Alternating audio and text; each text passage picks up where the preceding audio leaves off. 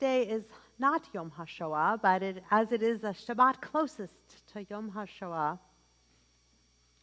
we are privileged to welcome an extraordinary guest who will speak to us, teach us this evening. Terry Swartzberg is an American public affairs campaigner and journalist. And while officially American, I think you've been German for maybe as long as you've been American, much longer. He's based in Munich and has contributed for 25 years to the International Herald Tribune. Terry's lived in Munich since 1985, where he's active in the Reform congregation there and is headed a project to build their synagogue. He's particularly here this evening to speak to us about his incredible effort to establish Stolpersteine throughout, which there are 1,800 of which, if you don't know what they are, you'll learn shortly. I'm going to let him explain. There are currently 100,000 Stolpersteine in 1,800 cities in 28 countries. And Terry is a leading figure in this movement. Terry, as well, has been wearing a kippah publicly in Germany for 10 years and challenges and inspires and teaches in his actions, in his words, and his very being. He's been honored by the government of Germany for his civic courage, and we are really thrilled, Terry, to welcome you and your brother, but we'll give you the microphone. We won't give that to Father Sam with that this evening to join us this Shabbat. Thank you so much.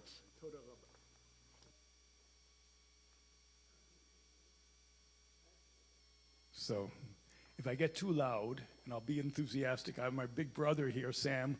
So Sam, if you see me getting too loud, do like that, please. Okay, so Shabbat Shalom. So I'm going to give you several figures that will hopefully inspire you. I don't know where Jody is at the moment. Jody, where are you? Jody? Asher? We were talking, there he is. I said we're going to give you some inspiring news in a time of darkness, and Jody said, better than a glass of scotch? Since I don't drink very much, I hope it's going to be better than a scotch. You can judge yourself. Here's a Stolpersteine. It is very, very heavy. Please take it and pass it around if you want. I'm going to give you some figures. There are let's start with it. 120,000, 4,172, 250, 0, 0, and 145. Should we see if we all got those? 120,000, let's start with that, and 4,172. There are now 120,000 Stolpersteine in 1,800 cities and 31 countries. Every year there are more. Each commemorates a victim of the Holocaust of Nazi terror. That means not just Jews, but also Sinti and Roma, Gypsies, people who fought the Nazis in the resistance, Jehovah's Witnesses, homosexuals, everybody else. Anybody who was persecuted and killed by the Nazis. Each is placed at the home in which these people lived before they became victims.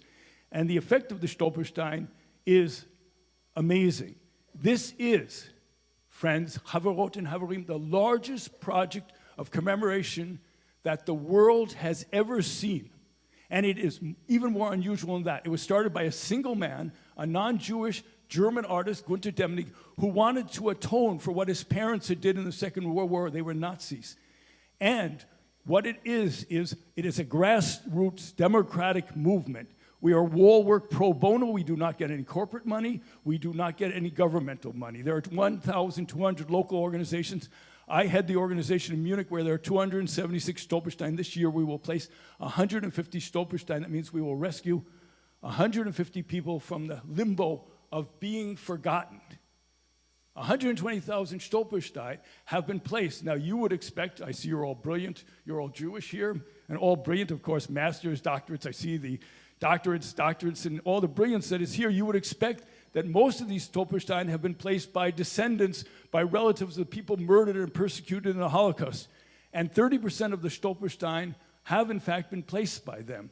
But 40% have been placed by the people whose buildings these people once lived. That means that it's the most amazing thing, that these people say they want to commemorate the victims of the Holocaust every single day, every time they go out of their building, every time they come back, every time people pass. Stolpersteine means stumbling block. And you stumble, not with your feet. I know there are lawyers here. Sorry, no lawsuits up until now. But with your heart, first with your eyes, then with your hearts, and then with your minds. What the Stolpersteine have wrought is amazing, and this is inspiring. Jody, get ready. Right now, it's of course very late in Europe where I live, but right now or tomorrow morning, people from Tromsø in the top of Norway to Athens in Greece, from Riga to Barcelona, and all points between will be commemorating the victims of the Holocaust. And the inspiring thing is that the commemoration of the Holocaust takes place in Europe all the time, everywhere, by everyone, and has wrought a complete change. 30 years ago, the only people commemorating the victims of the Holocaust were Jews, a dwindling number of Jews who went to concentration camps. The Holocaust has come back to the cities of Europe. Do you understand what that means? It has come back to the cities. In Berlin, there are places where there are 10,000 Stolpersteine. You get a grasp of the enormity of the Holocaust. There are streets where every single victim of the Holocaust has been commemorated. That's amazing. And that gives you an enormity. It is a tribute to the people. It lessens my pain. What happened to these people doesn't lessen their pain. And I think it's wonderful, that especially that young people are raising the money, doing the research, commemorating the victims of the Holocaust. That was the first thing. As Rabbi Greenfield, thank you very much, said, I've been wearing a kippah not 10 years, now it's 11 and a half years, 4,172 days. All right, I know you're all Jewish, and I know you're all brilliant. I see that you're brilliant. You're looking skeptical, but I know you're brilliant. So, how many bad experiences have I had in these 11 and a half years? I've been everywhere. I've been to Paris, I've been to Antwerp, I've been to Brussels, I've been to Berlin, I've been to everywhere where Jews are not supposed to go and where Jews are not supposed to go with kippot on their heads. How many bad experiences have I had? I'm listening. You're Jews, call out. I'm not in Germany anymore, don't be afraid. None. That says a brilliant woman back there. None. I've had many funny, ecstatic, moving experiences. Israelis come up to me and ask me where kosher restaurants are located. People ask me where the Reformed congregation, because everybody knows I'm a Reformed Jew when I wear this. Reformed. So, no bad experiences. I did it to prove to myself, because I had been hearing, like you're hearing now, that anti-Semitism is sweeping Germany, sweeping Europe, sweeping everywhere. I did it to prove to myself that I was safe in Germany. What has happened is I have built up a movement for a joyous, courageous, because friends, Chavarot and Havarim, being Jewish has always meant being courageous. It was never easy to be Jewish, was it? When I was born in 1953 in New York, there was anti-Semitism. Jews weren't allowed to live in certain places, right? Jews were not, being Jewish was being funny, and I had a Jewish name, Swartzberg. Everybody knew I was Jewish, just like everybody in Germany knows that I'm Jewish. So, it always taken courage to be Jewish, and I appeal to you to show that courage now like I do, because it is liberating, okay? The third figure, do you remember the third figure? You look very brilliant. The third, okay, I'll let you pass. The third figure was 250. On my 70th birthday, I know I look much younger, please say it. On my July 22nd, last year, I invited all my neighbors, of course, our rabbi from Bet Shalom, my congregation, our cantor, to stage a festival of Jewish life in my street. We had a block party. We closed it down. The city of Munich even gave us some money for it. And we had 250 neighbors. Of course, there were lots of Jews and lots of non-Jews. How many bad incidents did we have? I'll give you that answer. There you go, you got it. You rocked it. Exactly. I do Shabbats all the time where I open the doors of Protestant churches, of high schools, of everywhere, and I say, come on in. Sometimes there's police protection, sometimes there's not. Most of it's not. And people come to experience what I experienced tonight with this wonderful orchestra. You sing choir, you sing so much better than I do. Thank goodness you've drowned me out. Joy. It is a joy, sameach. It is a joy to be Jewish. I'm very proud in this incarnation that I am Jewish. I love it. I have a great joy when I go to services. I hope you do. I'm sure you do too. And I want to share this joy because in the media we're always painted as victims, suffering victims. I am not a victim. I refuse to be a victim. I am certainly not suffering. The only time is when I try to read Hebrew fast. Then I suffer a little bit. But okay, that was the second thing. So the last figure I give you, and I gave you, and then I'm done, is 145. Now, there are now 145 Jewish congregations in Germany, 300,000 people, and this number is growing daily. Israelis are seeking refuge, some in Germany, other people are coming. It is the most eloquent sign that Jewish life is flourishing in Germany despite what you read in the media, because people are coming. There are more congregations being founded every year. Judaism is growing. Jewish festivals of Jewish literature, Jewish dance, Jewish films. You can see one every evening in every major city in Germany. Judaism is flourishing in Germany, despite what you read about anti-Semitism. The last figure I'm going to give you is a 0. Since 2001, and when unfortunately a rabbi was killed, no Jew has seriously been harmed in Germany. Seriously been harmed in Germany. So what I want to tell you is take heart. Take heart. People are commemorating the victims of the Holocaust, and all of Europe has gotten involved. Now, I hear that some of you have played Stolpersteine. Some of you want to play Stolpersteine. I want to see some hands in conclusion. Anybody here who has played Stolpersteine? Anybody who wants to play Stolpersteine? We will talk later on. I look forward to helping you. Isn't it wonderful that everybody in Europe now knows about the Holocaust, commemorates the Holocaust? Isn't it wonderful that I have been free of fear, joyously being Jewish in public for 11 and a half years, that I go out every day without even thinking about? Isn't it wonderful that Jewish life in Germany is flourishing? Isn't it life? Wonderful, right? Wonderful. In a time when we are all horrified at what is going on, I know in so many ways, I bring you good news. All I ask is that you believe it. I would like to say thank you to Rabbi Green for having me, to Cantor Goldstein, for everybody, for you wonderful people for coming, for letting me talk. To my brother who's been driving me around safely through Illinois traffic as a Wisconsinite, a Badger. I am a Wisconsinite. I went to UW, and I was a Student Council president. Could we say a Shehakianu together? Yeah, but before we do, would you take a question or two? Sure, if you got time. You said you said 12. I gave him a time frame and he stuck to it, so I'm grateful. So Toda Rabah. If there are a couple of questions, if you have a speech or a comment, I'll ask you to hold it till the Oneg Shabbat. But if you have a question or two for Terry, we could take a couple. I'm very shy. I'm very hard to read. He'll also be at the Oneg Shabbat, and some of you will be at dinner with him.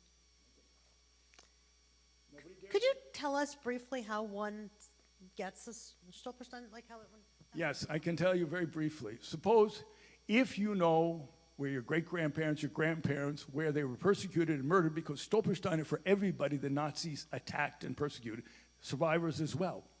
So if you know the city, that's a huge help. If you know a little bit more, it's huge help. In many countries, there's a very dense network of local organizations, like in Netherlands, in Italy, in Germany, of course, and Austria. But in some countries like Poland, they're just getting started. But if you know and you want to find out, you can just contact me, and I will pass on your request or tell you how to do it. I do this all the time, okay? But there is a local Stolpersteine organization in every major city in many parts of Europe. You just have to find them and just say you want to do it. Money is not the issue. A Stolpersteine costs a little bit of money to make and to transport, but we always find donations. We live, and you may see my ear coming out now, we live from donations. Just mentioning, I know it's not done in a synagogue to mention donations, but okay, so that is the question. So if you know that your great-grandfather was killed by the Nazis in Hamburg or so, there's a local organization. There are 7,000 Stolpersteine in Hamburg. Virtually every every victim of the Holocaust has been commemorated with Stolpersteine. Did that answer your question, Rabbi Green? Thank you. Yeah, that's a very good point, actually. Sand, my brother, he's always there to. Yeah, you've seen the Stolpersteine going around. They're embedded in the ground. They don't stand up. Okay, I want to stress this.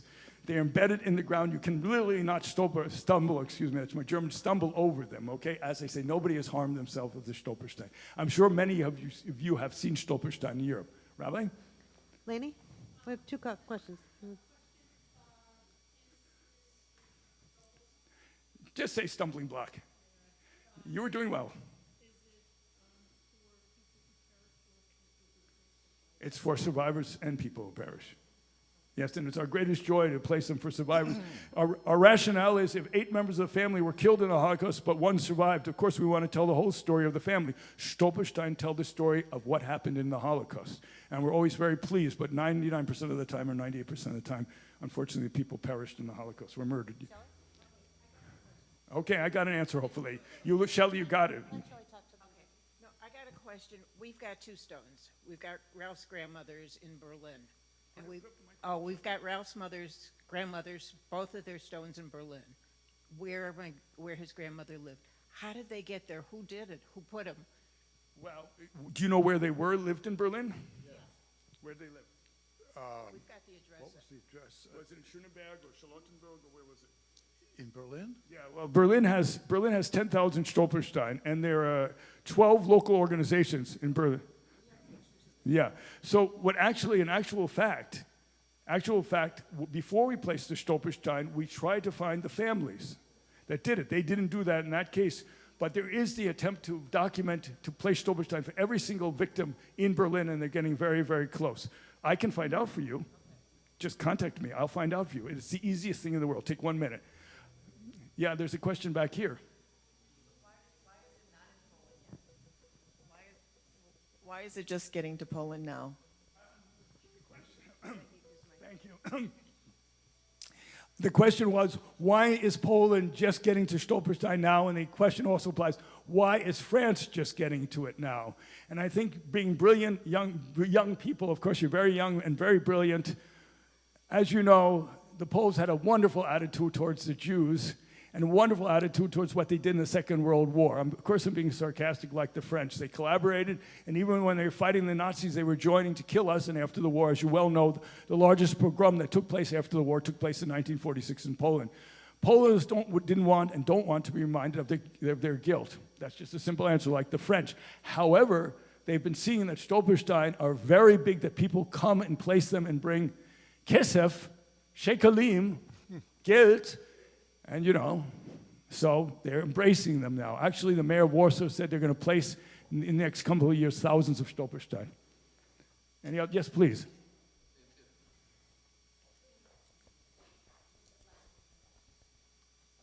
If someone knows the town where a Holocaust person who suffered during the Holocaust lived, but not an address, how? Fine, that's enough.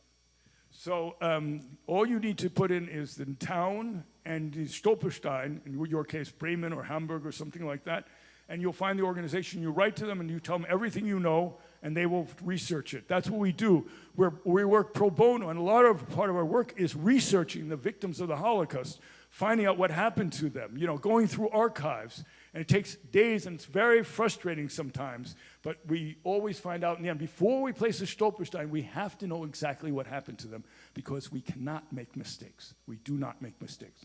It's a very hard job, and it's my daily work. I know I seem very charming now and very fun, but I spend my days commemorating the victims of the Holocaust, going to archives, and always seeing the word "emordet," murdered. And I'll tell you, it's hard work. Last question, Laura, and then we'll have more at the Yom Shabbat.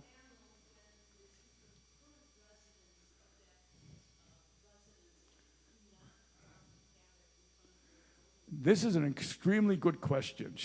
I will repeat it. She said, in other words, when the current residents say, no Stolperstein, it actually never happens, or very rarely. In many cities, the residents are not asked.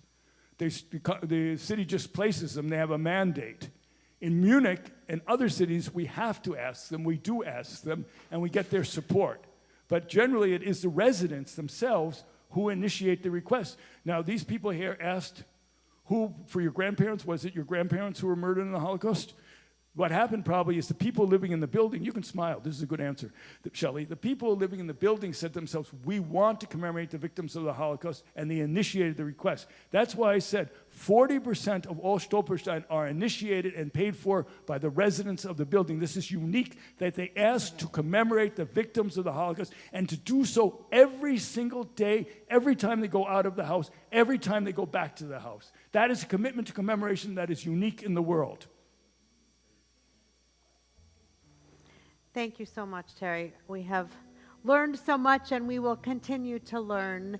For those of you who have further questions, Terry will be with us at the Oneg Shabbat, and there are a number of you who have over the years expressed your pieces of your history and your connections to the Shoah, who I know are also having dinner with us. So, Todah Rabbi. Shechianu? Yes. Baruch atah Adonai Eloheinu melech haolam shehechianu v'kiyamanu v'higianu lazman hazeh. Amen. Even as we commemorate those who have died, we mark life in this day.